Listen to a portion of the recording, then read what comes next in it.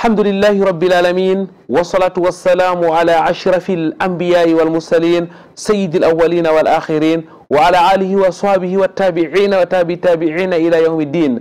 أيها المشاهدون والمشاهدات، أحييكم بتحية الإسلام وهي السلام عليكم ورحمة الله وبركاته.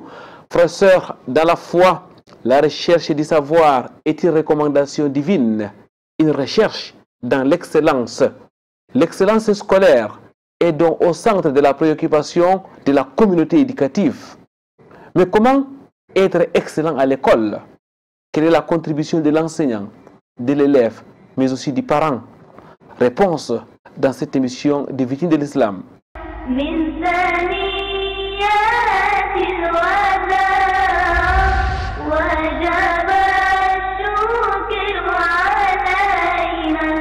Très chers téléspectateurs, mesdames, mademoiselles, messieurs, ahlan wa sahlan wa marhaban bikoum. Bienvenue sur ce plateau de votre émission Victime de l'Islam. L'excellence scolaire retient notre attention dans le cadre de cette autre émission. Victime de l'Islam, votre rendez-vous islamique sur Canal D International, rendez-vous à plusieurs articulations, l'entretien, mais aussi au cœur de la société et la salmodiation Al-Qur'an al-Karim. Pour commencer, quoi de plus normal que d'écouter la parole d'Allah, exalté soit-il. Écoutons et méditons les versets du noble Coran.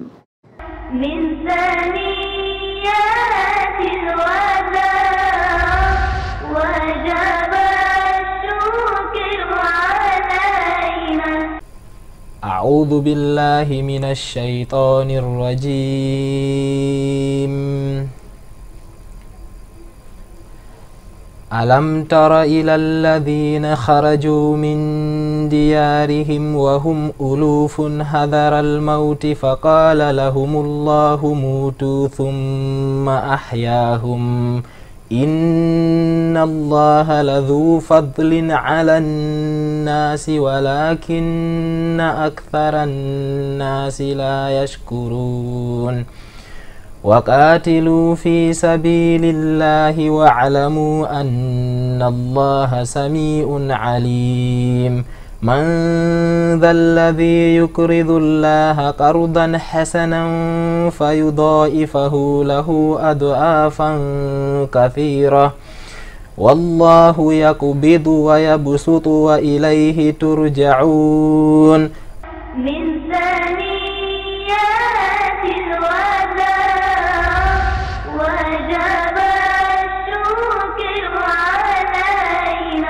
رب اشرح لي صدري ويسر لي امري واحلل عقدة من لساني يفقهوا قولي. اللهم لا علم لنا الا ما علمتنا انك انت العليم الحكيم. رب زدني علما. Frères, dans la foi, au moment où la rentrée scolaire bat son plein, votre émission Victime de l'Islam s'arrête sur l'excellence scolaire. Pour la circonstance, nous sommes en compagnie d'un éducateur, Fompeyou Amadou, professeur du lycée d'enseignement général. Il est en poste au lycée bilingue de New Bell. Il est notamment censeur. Akhi, assalamu alaikum wa rahmatullahi wa barakatuh. Alaikum salam wa rahmatullahi wa barakatuh. Au-delà d'être plègue, vous êtes aussi un acteur bien connu dans la communauté musulmane. Vous êtes membre de plusieurs associations. Vous êtes aussi encadreur des élèves depuis plusieurs années. Frère Fompeyou Amadou, vous êtes donc un enseignant de formation, vous avez fait l'école normale supérieure de Yaoundé notamment, vous êtes à votre 26e année de carrière. Avec vous aujourd'hui, nous allons nous arrêter particulièrement sur l'excellence scolaire.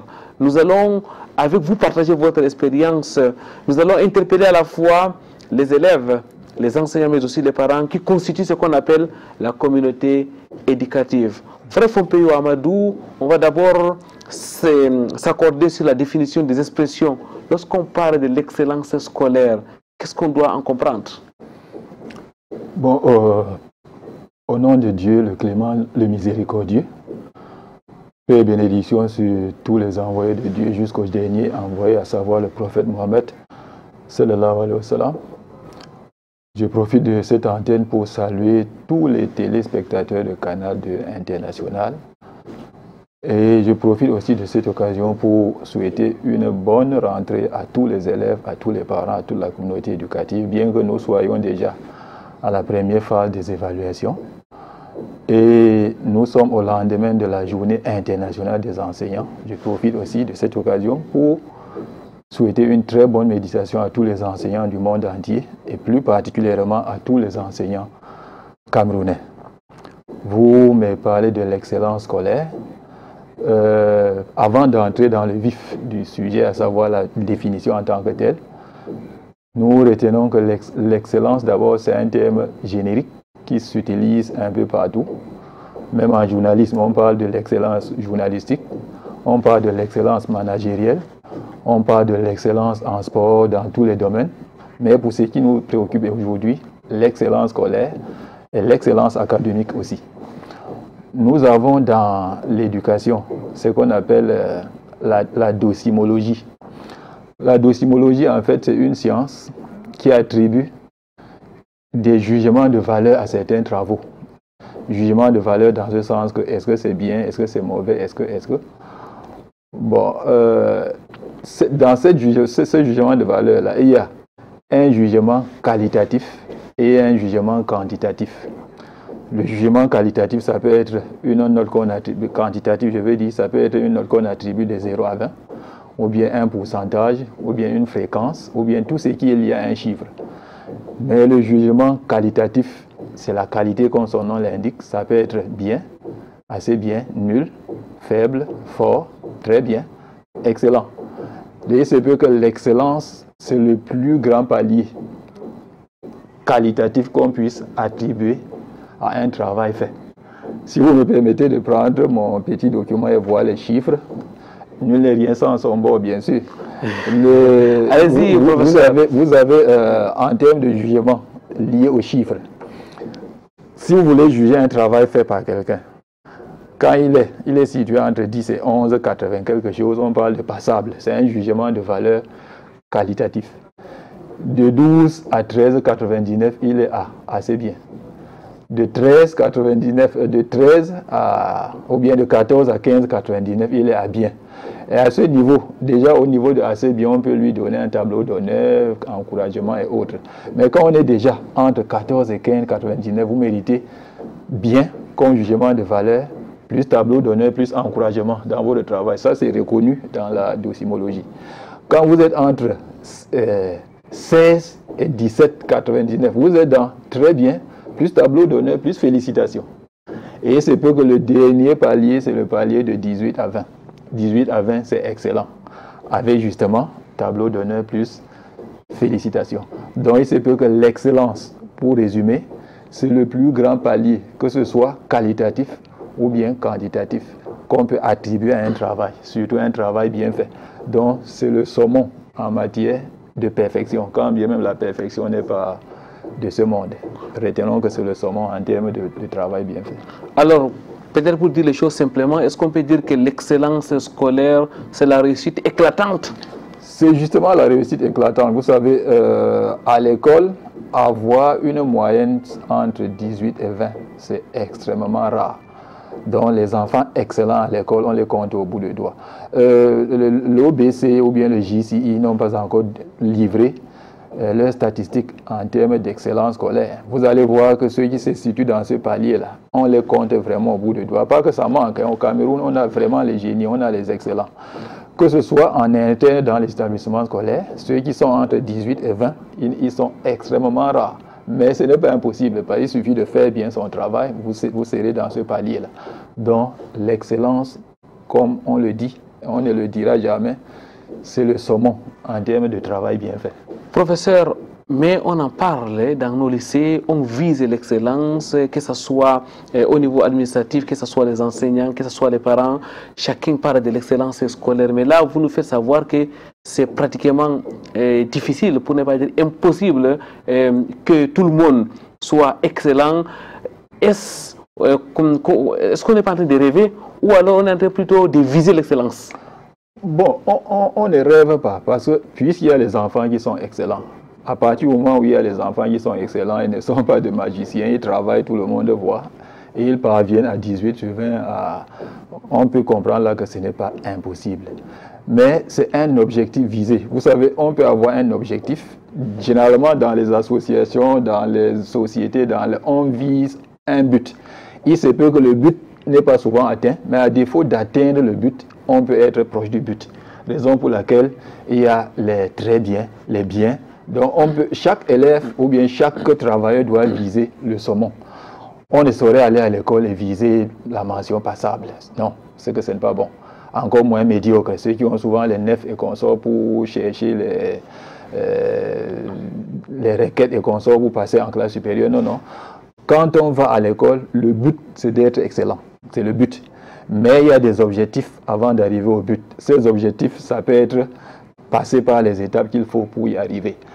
Et je me résume en disant que ce n'est pas impossible d'être excellent.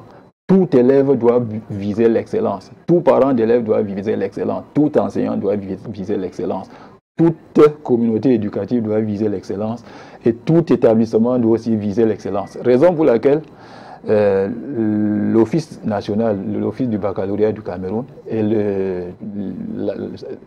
JCI, BOT, ces deux structures qui jugent les examens certificatifs au Cameroun, ont toujours eu à classer les établissements par ordre, les excellents, les moins, jusqu'à un certain niveau. Et chaque établissement cherche à être dans le palier des excellents, pour dire que ce n'est pas impossible d'y être. On doit viser ça. À défaut de cela, on peut être à un certain niveau. On dit souvent qu'à défaut de griffes, on peut manger les merdes. Frère Fompeyo Amadou, vous êtes dans le milieu éducatif, vous êtes un enseignant et ceci depuis plusieurs années. Lorsque vous observez objectivement nos élèves, le comportement de nos élèves, le comportement de nos enseignants, le comportement de nos parents, est-ce qu'on peut dire aujourd'hui que la quête de l'excellence est d'actualité? Bon, je préfère ne pas faire la langue de bois. Vous savez, en tant qu'éducateur, il faut qu'on dise la vérité. Tout le monde ne vise pas l'excellence, là c'est très clair. Mais il y a les gens qui visent l'excellence, ils sont là. Dans une salle de classe, chaque enseignant peut vous dire, il peut catégoriser les élèves, les excellents, ceux qui cherchent l'excellence, même s'ils ne le sont pas, ceux qui cherchent seulement une moyenne pour passer en classe supérieure, et ceux qui sont là pour perdre le temps. Dommage. Bon, toute la société est ainsi faite. Il y a les gens qui, dans la société, cherchent à tricher. Vous savez, avec moi, que quand on lance un concours, il y a les gens, pour un début, ils commencent à chercher le réseau. Vous avez quelqu'un, on peut passer par qui? On peut. Et d'autres qui, dès qu'on lance le concours, ils cherchent plutôt le programme, ils cherchent les endroits où on peut mieux se préparer, ils cherchent comment se mettre au vert pour mieux apprendre et passer. Bon, pendant que certains cherchent les moyens d'à côté.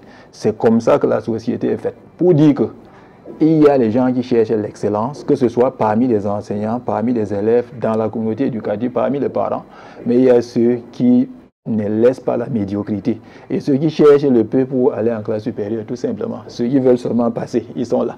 Et il se peut que vous soyez parmi ceux qui cherchent à passer en classe supérieure, ou bien parmi ceux qui cherchent seulement la médiocrité. Et peut-être si vous mettez vraiment au travail réellement, vous soyez parmi les excellents sans savoir. Donc nous profitons pour dire que tout le monde doit chercher l'excellence. À défaut d'être excellent, on peut être quand même un certain milieu. Parce que chaque être humain est né avec beaucoup de positivité sur lui. C'est comme ça que Dieu a créé les êtres humains. On est étant intelligent, à moins qu'on ne soit... Bon, il y a des gens qui parlent de mauvaises déformations, quoi, mais moi, je ne peux pas parler de déformation parce que le Seigneur, quand il crée, tout est bien. Bon, quand on est, on a des prédispositions à être excellent si on nous met dans les conditions de cette excellence-là. Frère Fompeyo Amadou, on va maintenant rentrer dans le domaine islamique. Oui, oui. Est-ce que l'islam encourage la quête de l'excellence dont vous faites mention? L'islam, c'est même la religion de l'excellence. Je le dis en tant que musulman et en tant qu'enseignant, en tant que quelqu'un qui a travaillé les enfants dans l'excellence. L'islam, c'est la religion de l'excellence. À partir du moment où l'islam, vous avez un livre, le Coran, dans lequel on doit tout puiser. Et vous avez la pratique prophétique où on doit voir comment le prophète lui-même a pratiqué le Coran. Et les premières communautés du prophète Mohammed, ceux qui ont vécu avec lui, ils ont travaillé au point où Dieu les a même rendus excellents. Dieu a même agréer leurs travaux jusqu'à dire dans le Coran que je vous agrée. Parce que vous m'avez agréé, je vous agrée et je vous donne le paradis. Et comme je venais de dire tantôt, ce n'étaient pas les gens qui voulaient seulement quelque chose pour aller au paradis. Non, quand bien on leur a dit que je vous agrée, vous êtes même déjà les gens du paradis. Jusqu'à le prophète Mohammed a cité 10 personnes qui iront au paradis, parmi lesquelles les quatre premiers califes, et les Zubair, les Saad. Ils ont continué toujours à travailler. Ils pouvaient même rester bras ballants parce qu'ils sont déjà les gens du paradis, mais ils ont encore continué à travailler comme si de rien n'était. Et c'est comme ça les enfants excellents. Actuellement, un enfant excellent peut avoir 18 sur 20 ou bien 19 sur 20. À la prochaine évaluation, il travaille encore comme s'il allait échouer. Peut-être les 3 premiers trimestres, les 2 premiers trimestres, l'enfant a eu 18. Quand on somme, ça fait 36. Si au 3e trimestre, là même 0, 36 divisé par 3, ça fait 12. Il reste toujours dans le palier des assez bien et autres. Mais au 3e trimestre, il travaille encore d'arrache-pied comme s'il était dans le palier des gens qui allaient échouer. C'est ça là. Donc, en islam, comme vous venez de dire, l'islam, on cherche toujours l'excellence. On cherche toujours à bien faire. On ne peut jamais dire que moi, j'ai déjà fait beaucoup de prières, j'ai déjà fait beaucoup de zakat, je suis allé à la Mecque 5 fois, je peux rester bras ballants. On ne sait jamais ce qui peut vous rabaisser dans l'enfer. On ne sait jamais ce qui peut continuer, augmenter votre degré du paradis. Donc l'excellence en islam, c'est même à rechercher.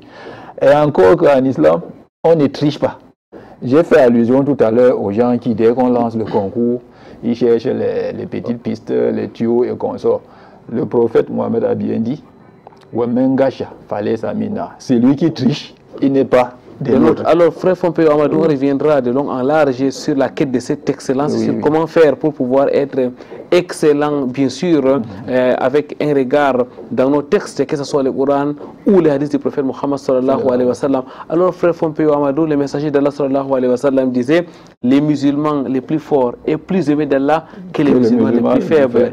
Est-ce une manière d'interpeller les uns et les autres à faire mieux, à se déployer et à viser le sommet? C'est vraiment une manière de le faire. Parce que si vous savez que vous êtes aimé par votre Seigneur, aimé par votre Créateur, qui vous attend pour vous mettre soit au paradis, soit en enfer, vous savez qu'il n'y a que lui, il n'y a personne qui peut vous mettre soit au paradis, soit en enfer, que Dieu nous donne le paradis.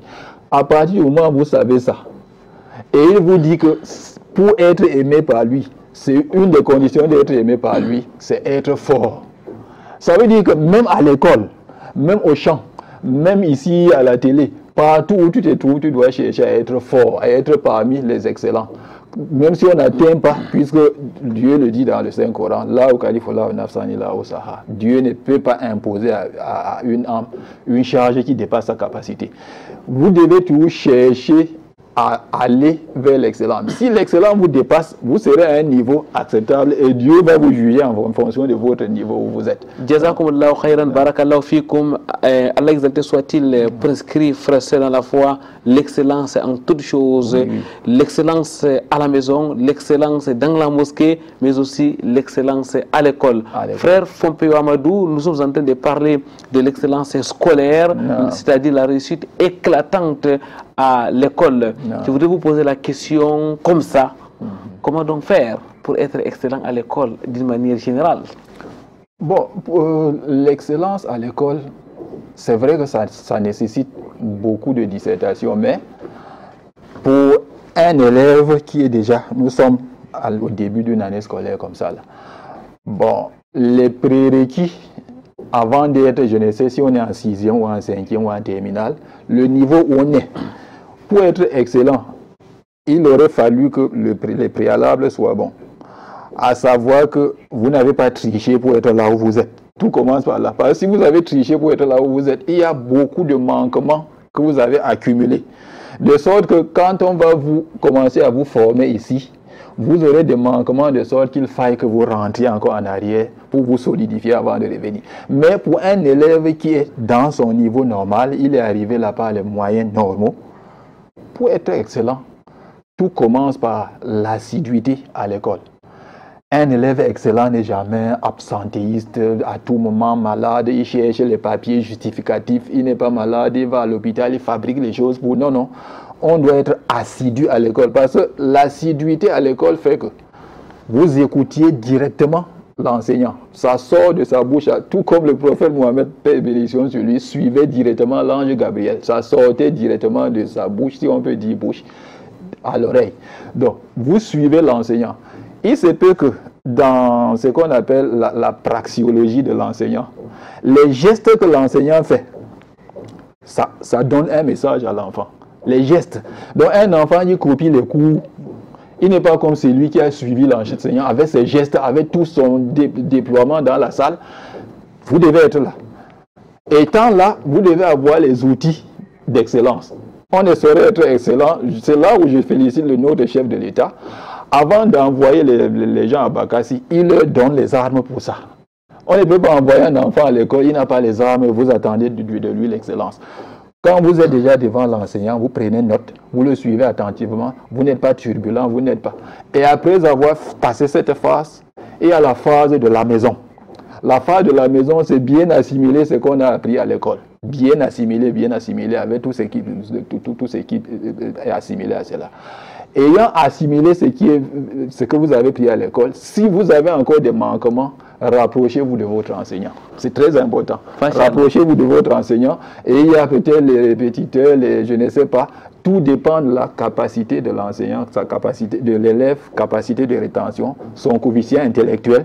Si vous faites ceci, vous évaluez et vous vous rendez compte que c'est bon, continuez. Mais si vous vous rendez compte que ce n'est pas bon, allez vers les spécialistes de l'éducation pour qu'on fasse un check-up sur vous pour voir à quel niveau il y a manquement pour que vous soyez excellent.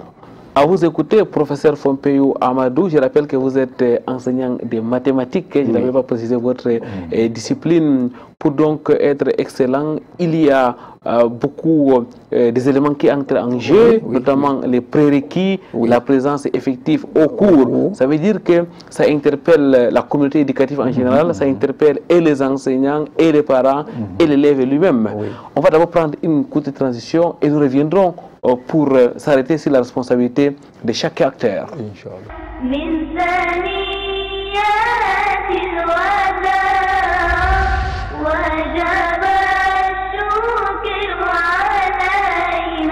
Retour sur ce plateau de votre émission Victime de l'Islam, mesdames, mademoiselles, messieurs, nous sommes en compagnie de Fompeyou Amadou. Il est professeur de lycée d'enseignement général, il est donc plec de formation, actuellement censeur au lycée bilingue de Newbel. Professeur Fompeyou Amadou, 26 ans de carrière, aujourd'hui c'est pratiquement toute une vie. Professeur Fompeyou Amadou, très actif dans l'encadrement des élèves, notamment les élèves musulmans. Frère Fompeyou Amadou, nous sommes en train de parler de l'excellence scolaire. Vous l'avez dit dans la première partie de cette émission, tout parent, tout enseignant, tout élève doit donc viser les sommets, c'est-à-dire l'excellence. Et il y a un prix à payer, il y a des efforts à fournir pour pouvoir arriver. Et il y a une méthode certainement à adopter. Nous avons dans la communauté éducative 3 grands acteurs, les parents, les élèves et les enseignants. Je voudrais qu'on s'arrête au niveau des parents, frère Fompeyou Amadou. Quelle est la contribution des parents pour que leurs enfants soient excellents? Bon, le parent a beaucoup à donner. Il y a le parent que vous avez cité et l'enseignant. Les deux doivent donner au même moment. L'enseignant seul ne doit pas donner et le parent dort. Le parent seul ne doit pas aussi donner et l'enseignant dort. Comme il s'agit des parents, le parent commence d'abord, que si c'est à la CIL ou bien à l'école maternelle, le parent doit choisir un endroit d'excellence. Vous ne pouvez pas voir un établissement où on ne fait pas cours, il y a tout grève par là-bas. Vous voulez que votre enfant soit excellent, vous partez l'inscrire par là-bas. Tout commence par... Donc le choix d'un bon établissement d'excellence, ça incombe aux parents. Deuxièmement, quand vous avez déjà choisi cela, vous devez donner les armes de l'excellence à l'enfant. Les armes de l'excellence, c'est quoi? C'est le matériel didactique, c'est le livre, c'est les cahiers, c'est les documents pour faire le travail. Lui donner aussi un bon cadre à la maison. Parce que la maison ne doit pas être un milieu où l'enfant ne peut pas apprendre, l'enfant ne sait pas comment. Il faut qu'il trouve un cadre d'apprentissage à la maison. Et vous devez surveiller que lui, il est assidu à l'école. C'est vous le parent. À l'école, on fait les appels, mais si vous, le parent, vous ne vérifiez pas si exactement mon enfant est allé faire cours, ce n'est pas l'enseignant qui va le faire à votre place. Quand l'enfant revient, c'est à vous de voir est-ce qu'il apprend. Est-ce que dans sa chambre, il ne dort pas? Est-ce que dans sa chambre, il ne surfe pas seulement au téléphone? Est-ce qu'il n'a pas mis son cahier devant lui et surfe au téléphone? Vous devez vérifier un peu ça. Vous devez être toujours proche des enseignants, proche de l'administration pour savoir est-ce qu'il est réellement à l'école, est-ce que son comportement est bon, est-ce que ça frise l'excellent. Raison pour laquelle dans les établissements scolaires, il y a beaucoup de paliers. Il y a le conseiller d'orientation qui conseille, son nom même c'est le conseiller, il conseille, il donne même le programme de travaux aux enfants, il conseille comment ça peut se faire à la maison. Le professeur principal de l'enfant, vous devez l'approcher par moment, vous voir, est-ce que mon enfant il se comporte très bien en classe, est-ce que c'est... Professeur Fonpeyu, vous avez là appuyé sur le suivi que les parents doivent faire, vous avez là parlé du contrôle que les parents doivent faire, est-ce à dire que les parents doivent se comporter comme des gendarmes? Bon, pas comme les gendarmes, ils doivent seulement s'intéresser à leurs enfants. Parce qu'il y a les parents qui se désintéressent de leurs parents. Nous vivons beaucoup de choses. Il y a un parent, je vais prendre sans prononcer le nom, un de mes élèves est venu prendre son bulletin ce trimestre-ci. Le bulletin du 3e trimestre, c'est à la rentrée qu'il vient prendre. Et il se rend compte qu'on l'a même chassé de l'établissement. C'est déjà un premier problème. Et c'est la maman qui se bat pour qu'on reprenne l'enfant à l'établissement, sous prétexte que l'enfant était malade, il avait ceci. Quand je demande, vous faisiez quoi par le passé? Quand il était malade, vous faisiez quoi? Maman me fait savoir que le père a dit que non, en terminale, c'est même déjà beaucoup. S'il échoue ou bien s'il rentre comme ça, c'est déjà, avec le BPC ou le probatoire, c'est déjà bon. Vous voyez qu'avec ce genre de réflexion-là, l'enfant ne peut pas être excellent. Donc, le parent n'est pas un gendarme, mais il doit être plutôt un donneur d'alerte. C'est-à-dire, il doit veiller à ce que l'enfant... Il doit accompagner. Il doit accompagner. Parce que si, les enfants sont tels que si vous ne les accompagnez pas, eux aussi, ils dorment. L'enfant n'est pas si responsable que ça. Rien que venir prendre le bulletin, ça dépasse certains parents. Ou bien l'enfant a pris le bulletin, il rentre à la maison, le parent ne lit pas pour savoir si c'est échoué, si c'est renvoyé, si c'est passé en classe supérieure. C'est à la rentrée qu'on se rend compte que certains parents n'avaient même pas lu le bulletin. Il n'est pas gendarme, mais il est un veilleur, il veille sur l'enfant. Les parents ont donc une véritable responsabilité dans la réussite de leurs enfants. Frère Fonpeyu Amadou, vous avez insisté sur la dimension matérielle. Est-ce qu'il n'y a pas une autre dimension, la dimension spirituelle? Est-ce que les parents ne peuvent pas, par exemple, faire des invocations pour leurs enfants et autres? Nous, les musulmans, nous savons que parmi les invocations exaucées, il y a l'invocation que les parents, ça peut être la mère ou le père, le grand-père, la grand-mère, eux qui font à leurs enfants, à leur progéniture. Ça fait partie des invocations exaucées. Tout comme le retour aussi, quand les parents ne sont plus sur terre, l'enfant qui a été bien éduqué, quand il fait les invocations, c'est aussi exaucé. Donc, le côté, ce qu'on expliquait, c'était le côté scientifique. Pas pour autant dire que l'invocation n'est pas scientifique, ça reste aussi scientifique. Au plan spirituel, les prières pour les enfants, les bonnes prières pour les enfants, et les imams le font quand même assez dans les mosquées. Là, je profite de l'occasion pour les féliciter, que ça continue. Nous devons prier pour nos enfants, nous devons vraiment prier pour eux, parce que c'est eux qui vont nous remplacer, et quand la jeunesse n'est pas bonne, toute la communauté n'est pas bonne. Donc les parents ne doivent pas oublier ce côté-là. Quand vous êtes dans vos prières, priez pour les enfants, que vous leviez la nuit pour faire la prière, priez pour vos enfants. Parce que les enfants, c'est eux qui vont prier sur vous quand vous ne seriez plus là sur terre. L'apport des parents est très important. Vous avez aussi mentionné les enseignants, les parents qui doivent d'ailleurs rester en contact avec les enseignants dans le cadre du suivi de l'évolution de leurs enfants s'ils recherchent véritablement l'excellence. Frère Fonpeyu Amadou, on va à présent parler des enseignants. Alors, quelle est la contribution de l'enseignant pour qu'un enfant puisse réussir et réussir de la plus belle des manières? Justement, vous savez que c'est l'enseignant qui évalue et qui donne un jugement de valeur, que ce soit quantitatif ou bien qualitatif, c'est l'enseignant. Et il évalue à partir de ce que lui-même il a donné. Vous ne pouvez pas évaluer sur ce que vous n'avez pas donné. Et il faut que la manière de donner soit excellente. Je rappelle, pour ne pas me jeter les fleurs, moi j'ai eu les diplômes d'excellence 5 fois pendant mes 26 ans d'enseignement. Diplôme d'excellence 5 fois. Et une fois, ça a été attribué directement par le secrétaire d'État au ministère des enseignements secondaires, de regretter mémoire, Madame Catherine Abena.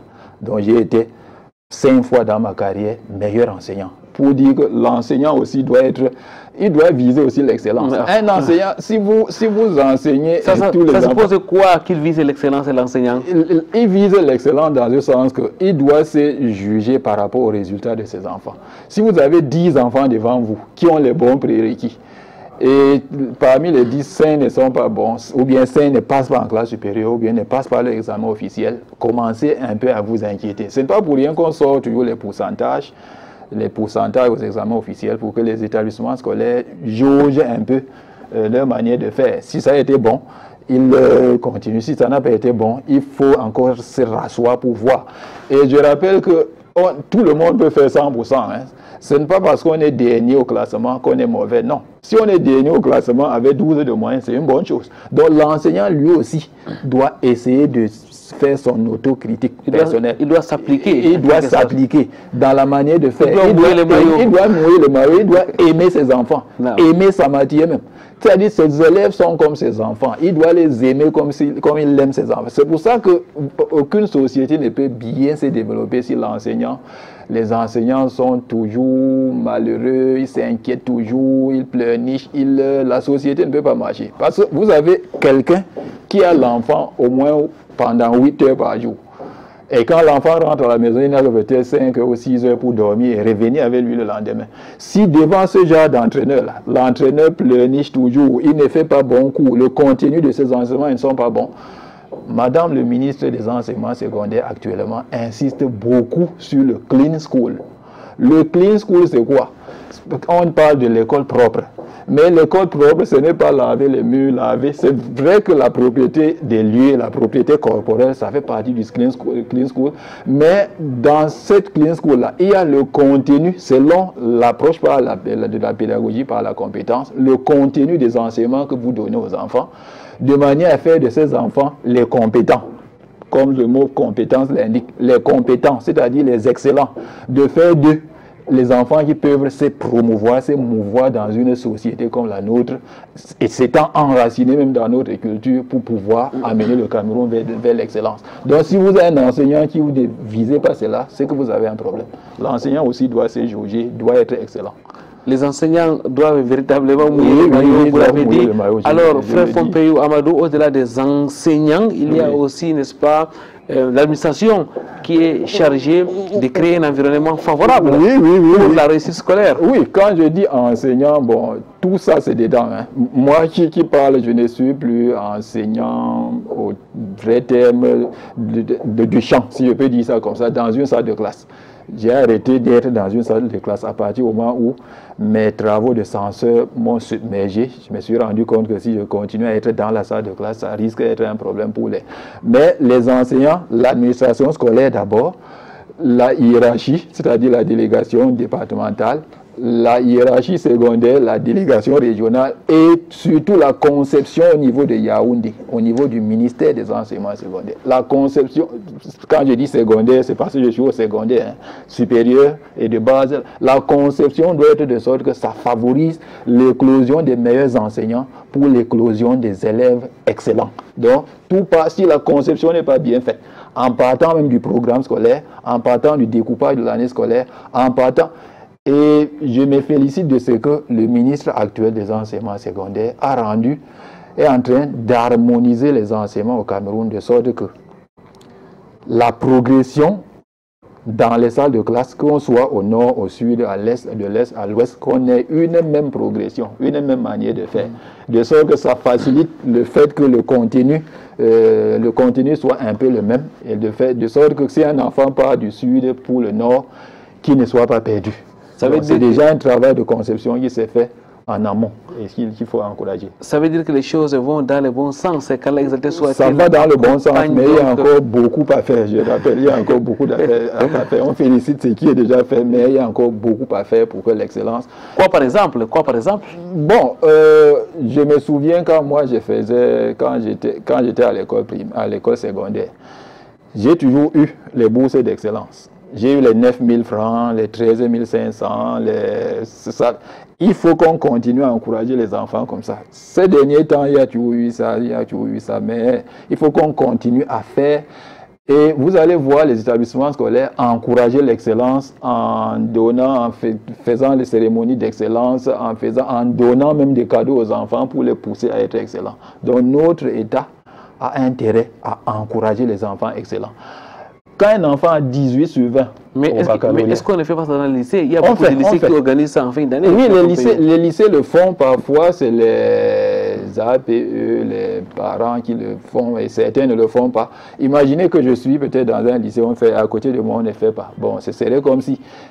Je trouve que ça doit même être quelque chose obligatoire dans tous les établissements scolaires au Cameroun. Qu'on impose même les cérémonies d'excellence à la fin d'année. C'est très important. Machallah. Oui. Barakallah fik, frère. Ça fait même partie des propositions que je pourrais faire à mon ministre de tutelle. En un mot, la communauté éducative doit donc s'émouvoir, la communauté éducative doit se déployer pour que nos enfants réussissent avec excellence. Frères et sœurs, dans la foi, on va une fois de plus prendre une autre pause.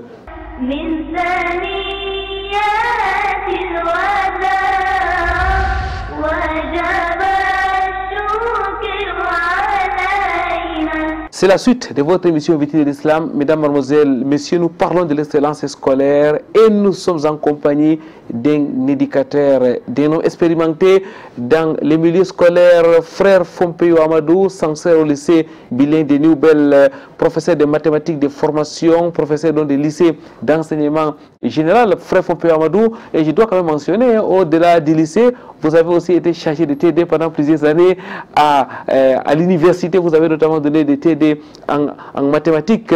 C'est juste une simple parenthèse pour dire que vous êtes dans les milieux scolaires, que ce soit d'ailleurs l'école primaire, l'école secondaire et même de temps en temps à l'école, à l'université. Frère Fompeyo Amadou, la communauté éducative, c'est plusieurs acteurs, notamment les parents, les enseignants, mais aussi et surtout l'élève qui est au centre de la préoccupation de tous. Oui. Quelle est donc l'attitude que l'élève doit avoir pour être excellent ou, si vous voulez, pour être premier de la classe?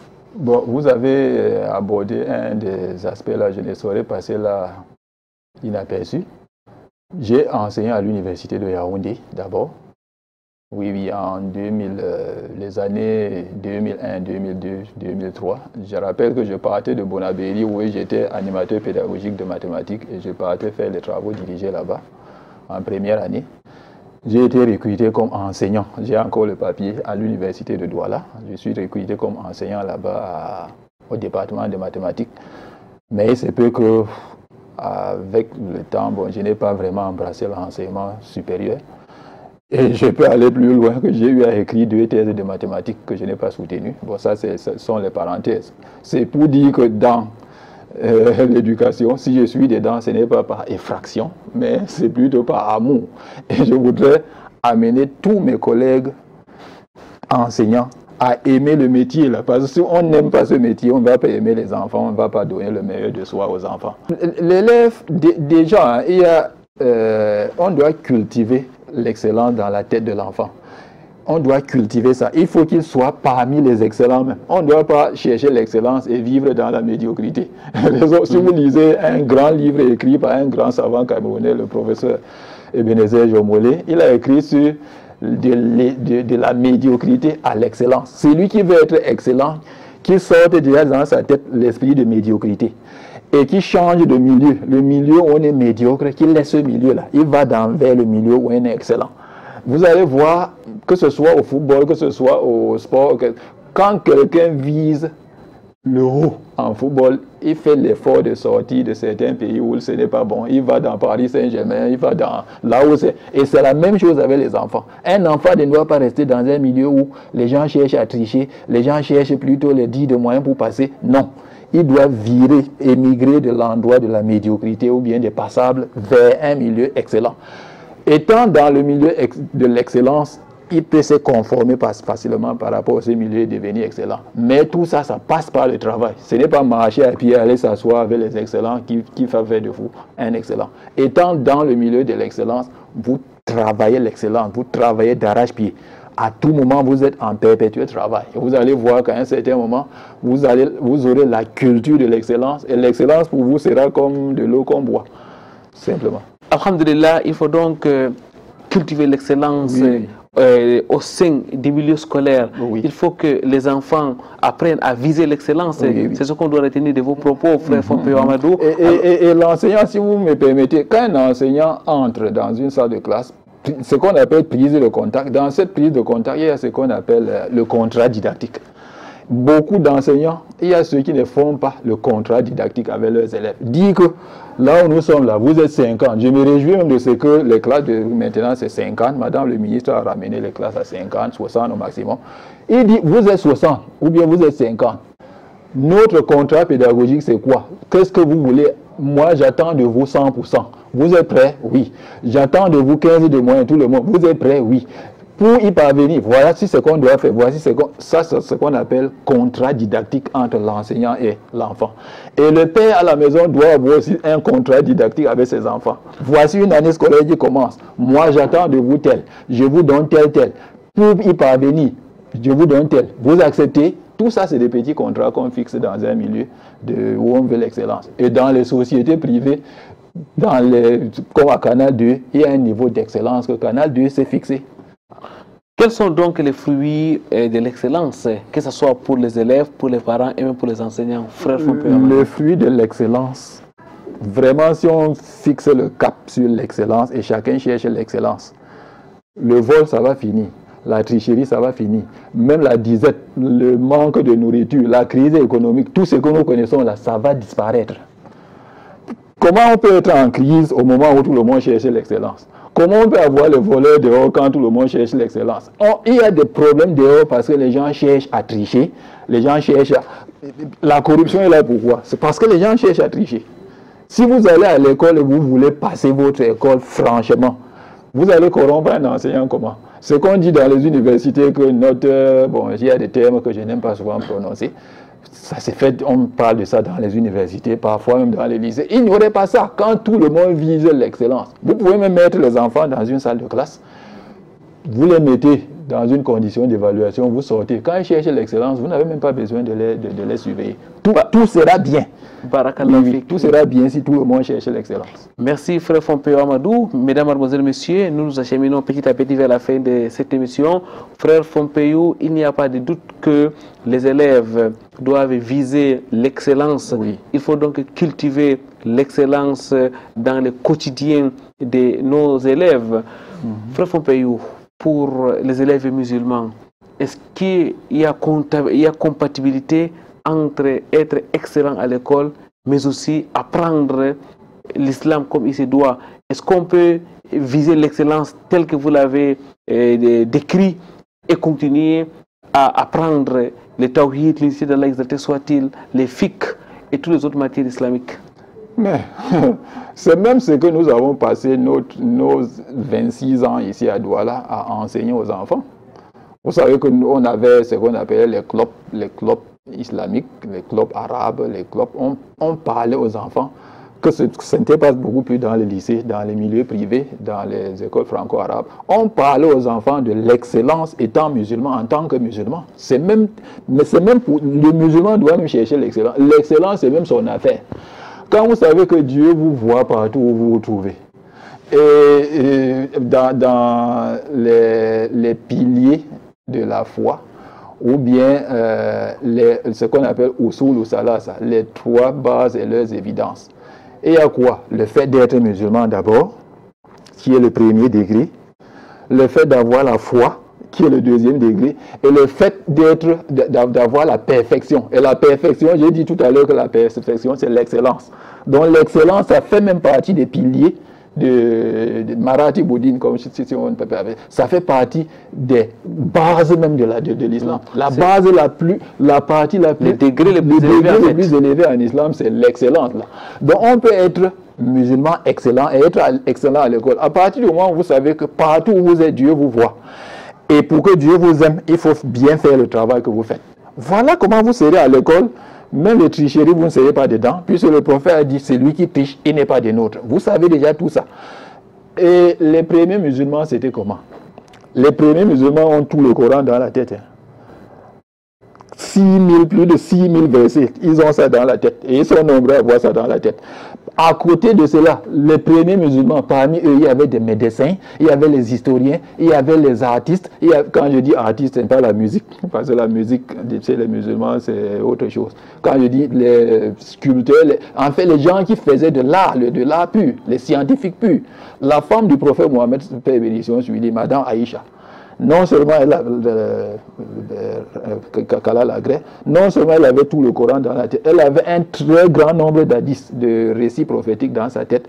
Elle était médecine, elle enseignait les gens, tout ça, ce n'est pas la perfection. Barakallahu fik. Merci frère Fopé Amadou. Et je rappelle que quand vous avez la capacité de rétention, mettez tout le Coran dans votre tête. Si vous avez ça dans votre tête, ce n'est pas réciter un cours d'histoire géo de 3 pages qui va vous dépasser.